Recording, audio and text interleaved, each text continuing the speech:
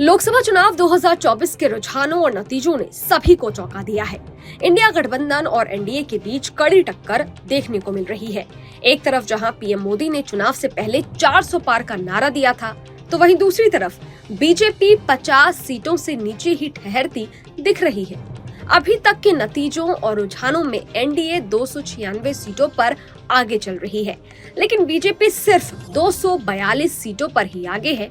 देर रात तक वोटों की गिनती पूरी होने तक इस संख्या में थोड़ा बदलाव हो सकता है।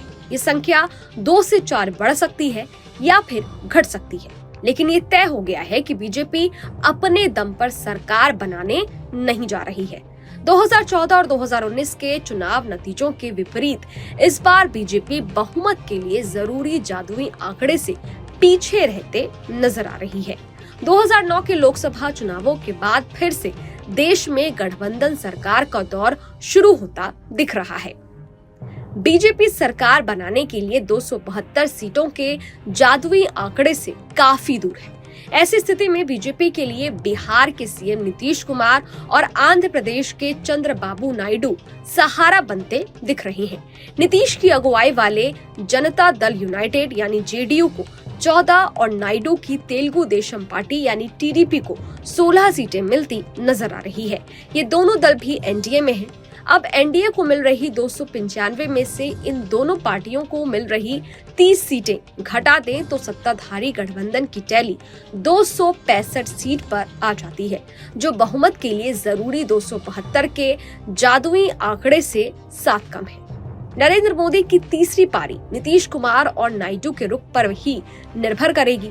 मौके की नजाकत को भांपते हुए सत्ताधारी एनडीए के साथ ही विपक्षी इंडिया ब्लॉक भी एक्टिव मोड में आ गया है। प्रधानमंत्री नरेंद्र मोदी ने खुद टीडीपी प्रमुख चंद्रबाबू नायडू से बात की है। वहीं बिहार के सीएम नीतीश कुमार से मिलने बिहार बीजेपी के अध्यक्ष और उनकी ही सरकार में डिप्टी सीएम सम्राट अशोक चौधरी सीएम हाउस पहुंचे। हालांकि ऐसी खबर है कि नीतीश कुमार से सम्राट चौधरी की मुलाकात नहीं हो पाई। नीतीश ने एक दिन पहले ही दिल्ली में पीएम मोदी से मुलाकात की थी। अब सम्राट चौधरी से नीतीश की मुलाकात नहीं हो पाने के बाद अटकलों का बाजार गर्म हो गया है। कयासों के बीच आरजेडी ने दावा किया है कि नीतीश कुमार ने कहा है कि वे बदले की राजनीति के पक्ष में नहीं है और वो कोई बड़ा फैसला ले सकते हैं। हालांकि जेडीयू महासचिव और प्रवक्ता केसी त्यागी ने कहा है कि हम एनडीए में हैं और एनडीए में ही रहेंगे।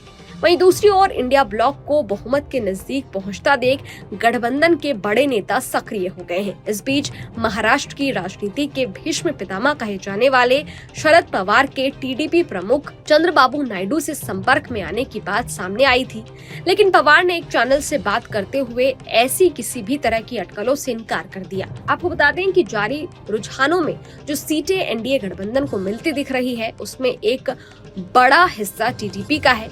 बीजेपी और टीडीपी ने आंध्र प्रदेश में साथ मिलकर लोकसभा और विधानसभा का चुनाव लड़ा था।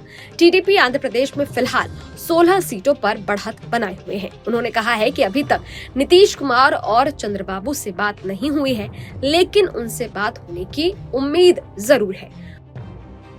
पवार ने बताया है कि कल इंडिया ब्लॉक की दिल्ली में बैठक है, जिसमें फैसला लिया जाएगा कि आगे क्या करना है।